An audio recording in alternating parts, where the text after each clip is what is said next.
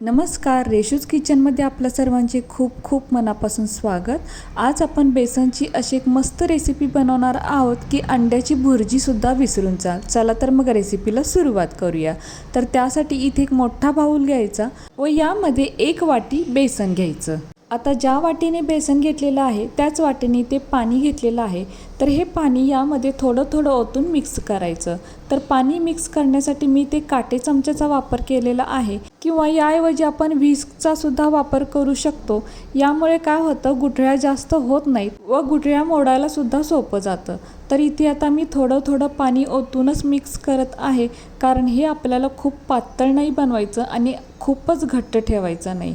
थोडं थोडं पाणी ओतल्यामुळे आपल्याला याचा अंदाज येतो. तर आता 1 वाटी बेसनसाठी मी इथे अर्धी वाटी पाणी ओतलेलं आहे आणि हे असं सरसरीत मिश्रण बनवून घ्यायचं.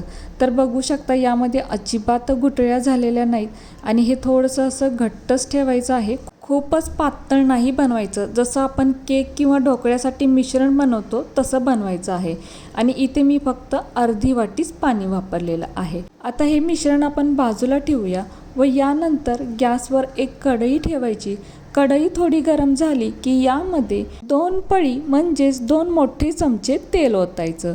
आता तेल थोडे गरम झाले की यामध्ये 1 छोटा चमचा मोहरी घालायची. तर मोहरी चांगली तडतडली पाहिजे. यानंतर 1 छोटा चमचा जिरे घालायचे. तर जिरेसुद्धा चांगले फुलले पाहिजेत. त्यानंतर 7 ते 8 कढीपत्त्याची पाने घालायची. तर पानीसुद्धा चांगली अशी तडतडली पाहिजेत. यानंतर 2 ते 3 हिरव्या मिरच्या कापून घालायच्या. तर मिरच्यासुद्धा चांगल्या इथे भाजून घ्यायच्या. मिरच्या चांगल्या भाजल्यानंतर एक मीडियम साईजचा कापलेला कांदा घालायचा. तर कांदा आपल्या आवडीनुसार बारीक किंवा मोठा कापून घातला तरीही चालेल. तर आता कांद्याचा हलका कलर बदलेपर्यंत कांदा इथे चांगला परतून घ्यायचा. यानंतर एक मीडियम साईजचा कापलेला टोमॅटोसुद्धा घालायचा. तर टोमॅटो इथे शक्यतो बारीकच चिरून घालायचा, म्हणजे जसं आपण अंड्याच्या भुर्जीसाठी चिरतो तसाच चिरायचा आहे. तर टोमॅटोसुद्धा इथे चांगला मऊ होईपर्यंत परतून घ्यायचा. यानंतर यामध्ये छोटा अर्धा चमचा हळद घालायची. त्याचप्रमाणे छोटा पाव चमचा हिंग घालायचा व 1 चमचा गरम मसाला घालायचा. तसेच मूठभर बारीक चिरलेली कोथिंबीरसुद्धा घालायची. आता हे सर्व एकत्र चांगलं परतून घेऊयात. यामध्ये आपण थोडीशी धना पावडर व जिरा पावडर जरी घातली तरीसुद्धा टेस्ट अजूनच चांगली होईल. त्याचप्रमाणे आपण इथे लाल तिखटचा सुद्धा वापर करू शकतो, पण मी हिरव्या मिरच्या वापरलेल्या आहेत त्यामुळे लाल तिखट घातलेलं नाही. आपल्याला हवं तर आपण दोन्हीसुद्धा वापरू शकतो. आता यानंतर जे आपण बेसनाचं बॅटर करून ठेवलं होतं यामध्ये आता चवीपुरते म्हणजे छोटा अर्धा चमचा मीठ घालायचं व त्याचसोबत छोटा पाव चमचा खाण्याचा सोडा म्हणजेच बेकिंग सोडा घालायचा. आता यानंतर हे चांगलं मिक्स करून घ्यायचं व मिक्स करताना चमचा एकाच दिशेने फिरवायचा, म्हणजे मीठ व खाण्याचा सोडा यामध्ये चांगले मिक्स होतातच, शिवाय जे बॅटर आहे ते सुद्धा चांगलं फेटलं जातं. हवं तर ही प्रोसेस आपण बॅटर बनवल्यानंतर लगेचच करू शकतो. आता यानंतर हे बेसनाचं जे बॅटर आहे ते आपल्याला या कढईमध्ये ओतायचं आहे व गॅसची फ्लेम इथे बारीकच ठेवायची. आता यानंतर हे जे बेसन आहे ते यामध्ये चांगलं मिक्स करून घ्यायचं, म्हणजे घातलेले सर्व मसाले या बेसनामध्ये चांगले मिक्स होतात.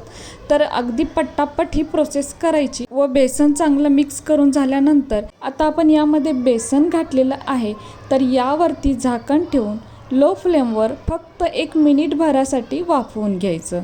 तर फक्त 1 मिनिट भरासाठीच आपल्याला हे झाकण ठेवायचं आहे. 1 मिनिट भरानंतर आता आपण हे झाकण काढून पाहूया. तर हे पहा, हे थोडंसं फुललं जातं आणि थोडंसं घट्ट होतं. तर आता काय करायचं, पुन्हा हे चमच्याने आपल्याला हे परतून घ्यायचं आहे. तर आता काय होतं, या बेसनाचा एक गोळा तयार होतो. तर तो थोडासा चमच्याने मोडत मोडत आपल्याला हे परतून घ्यायचं आहे. तर बघू शकताय असं टेक्स्चर करायचं आहे आणि चमच्याने असे मध्ये मध्ये थोडंसं प्रेस करायचं, म्हणजे कसं हे असं बुर्जीसारखं याला टेक्स्चर येतं. तर बघू शकताय अगदी मोकळा सुटसुट्टीत असं बुर्जीसारखं हे तयार झालेलं आहे. आणि गॅसची फ्लेम आपल्याला कुठेही वाढवायची नाही. गॅसची फ्लेम कमी ठेवूनच आपल्याला हे चांगलं परतून घ्यायचं आहे. तर आता हे तयार झालेलं आहे आणि गॅसची फ्लेम आता आपण बंद करूया. तर बघू शकताय काय मस्त अशी ही बेसनची भुर्जी तयार झालेली आहे आणि घमघमाट काय मस्त सुटलेला आहे. अगदी छान आणि झटपट होणारी ही रेसिपी आहे आणि चव म्हणाल तर अंड्याची भुर्जी विसरून जाल इतकी मस्त ही चवीला होते. तर काय करूया, आता एका प्लेटमध्ये आपण ही काढून घेऊयात.